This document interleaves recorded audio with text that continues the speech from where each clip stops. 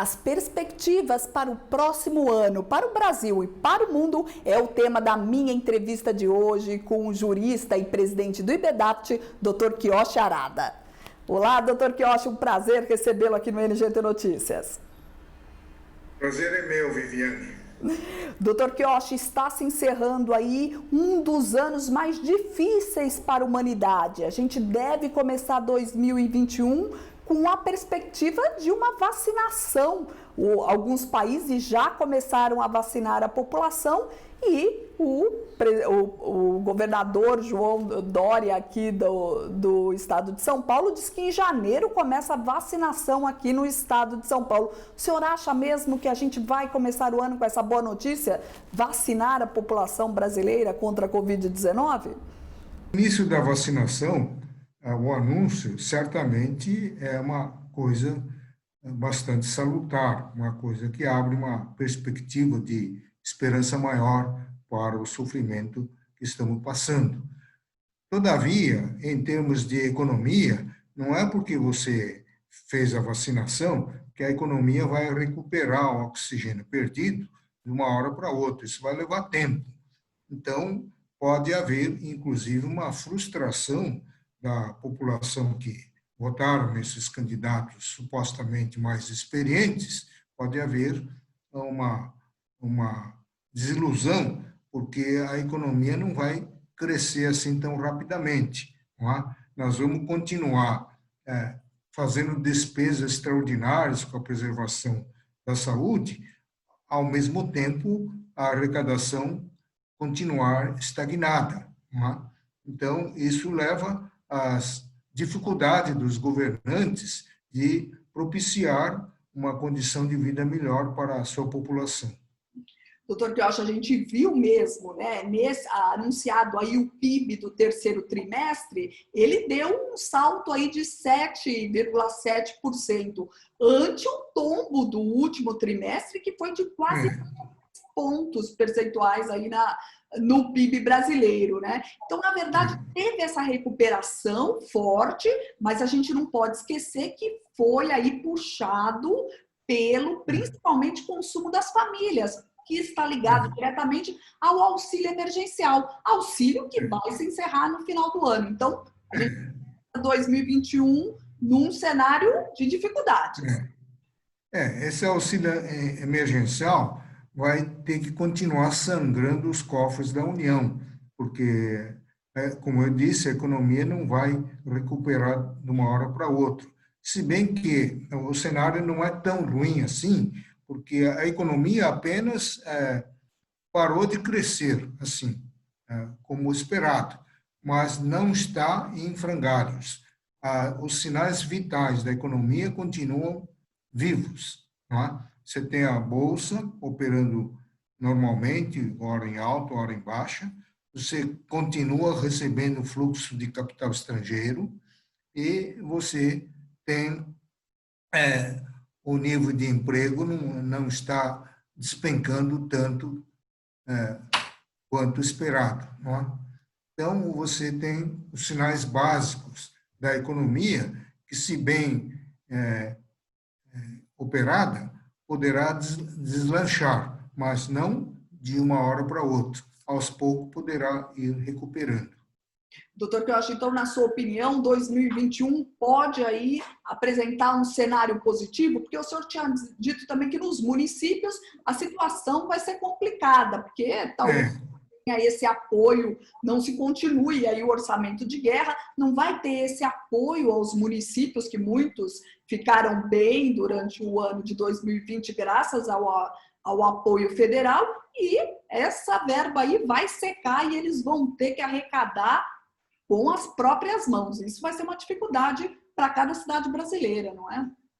Exatamente. Então, isso que você está falando é que poderá, eventualmente, levar à frustração da população que votou maciçamente nesses candidatos que se consagraram nas eleições, porque eles votaram, deram em confiança, com uma esperança de que esses administradores mais experientes irá melhorar o desenvolvimento econômico e, por conseguinte, favorecer toda a população.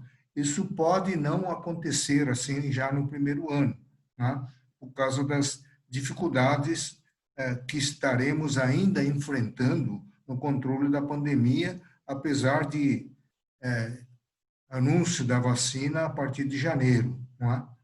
Então, esse é um fator que poderá prejudicar a imagem dos candidatos eleitos. Agora, não há dúvida que os prefeitos vão continuar necessitando da ajuda do governo federal. E, como eu disse, a União, os cofres da União não é um saco sem fundo, quer dizer, uma hora vai acabar.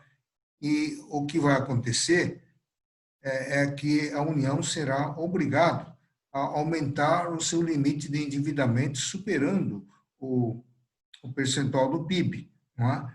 Isso significa que vai refletir necessariamente na qualidade de vida das gerações futuras, porque uma dívida dessa envergadura não se paga numa geração só.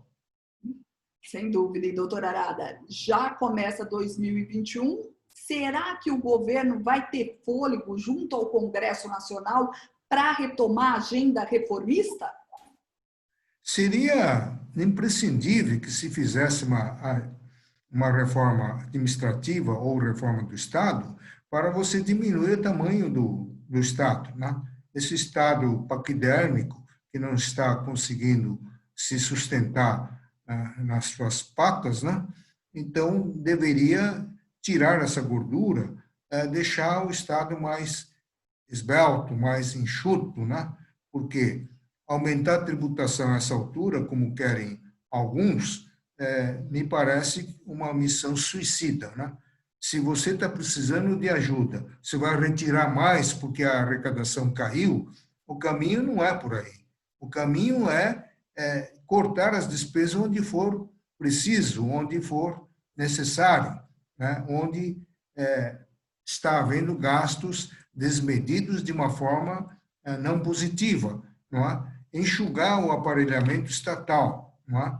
Acabar com os cargos em comissão, acabar com os municípios que não conseguem se sustentar com recursos próprios, não é? E acabar com quantidades de cargos de assessores nos gabinetes, nas estatais.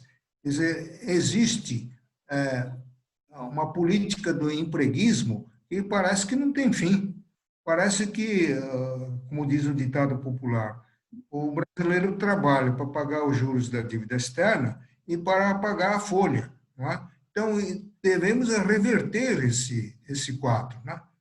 O brasileiro tem que trabalhar para melhoria das condições de vida dele e da população, da sociedade em geral, não para remunerar a folha, porque o fim do Estado não é conceder emprego. O Estado tem que ficar com o mínimo de pessoal indispensável para operacionalizar os programas governamentais. Mas não é finalidade do Estado sustentar famílias. Não? Doutor, então, isso daí, Viviane, vai ser muito difícil com a aproximação das eleições de 2022, porque nenhum político vai querer colocar em votação programas assim que desagrada a grande parcela da população. Você sabe que o Congresso Nacional está tomado de funcionários, não é? Eles, sem a ajuda desses cabos eleitorais disfarçados de assessores, eles não conseguem se reeleger, né? Pois é, doutor Queiroz. E depois da reforma administrativa fundamental aí para o país caminhar, a gente volta a falar aí da reforma tributária. Doutor Queiroz, eu tenho visto, eu tenho ouvido muitas pessoas falarem aí que agora é realmente um momento da gente discutir aí o fim dos subsídios, a redução da política aí de subsídios no país e essa isenção que atinge a tantos setores nacionais. O senhor acha que há espaço para a gente discutir o fim do subsídio no Brasil? Bom, deixa eu fazer uma retrospectiva. Eu ouvi com muito espanto que o presidente da Câmara dizendo que a PEC 45 está prontinha para sua aprovação. Isso é estarrecedor, isso é estarrecedor. A PEC 45 ele acaba com o Estado Federal Brasileiro, reúne os tributos estaduais, federais e municipais num só tributo e toca uma alíquota de 25%, como se o Brasil fosse uma França, uma Itália, uma Alemanha, coisa parecida. O Brasil é completamente diferente, adota um sistema federativo que necessariamente pressupõe descentralização do poder tributário por espaços regionais e espaços locais, União, Estados e municípios. E mais ainda, o Brasil é um país continental, entendeu? A França, por exemplo, tem o tamanho do estado do Acre, não é? Entendeu? Então, o Brasil está cheio de desníveis regionais. E ele mete 25% em cima do norte, nordeste, sudeste, centro-oeste, sul. Vai matar as pessoas, entendeu? E proíbe o incentivo fiscal, que está no artigo 151 da Constituição Federal, para a redução das desigualdades socioeconômicas. Então, o Brasil não pode importar um modelo europeu, ele tem que continuar com o sistema tributário em vigor, que está baseado em duas bases. Em primeiro lugar, impostos privativos para a União, Estados e municípios, artigo 153, 155, 156 da Constituição Federal. Segundo, sistema de partilha e participação no produto de arrecadação de impostos alheios, artigo 157, 158, 159. Então, a União que arrecada, que concentra o bolo tributário em suas mãos, por exemplo, do produto de arrecadação do IPI e do imposto de renda, 49% ele distribui através de fundos para estados, municípios, região norte, nordeste e centro-oeste.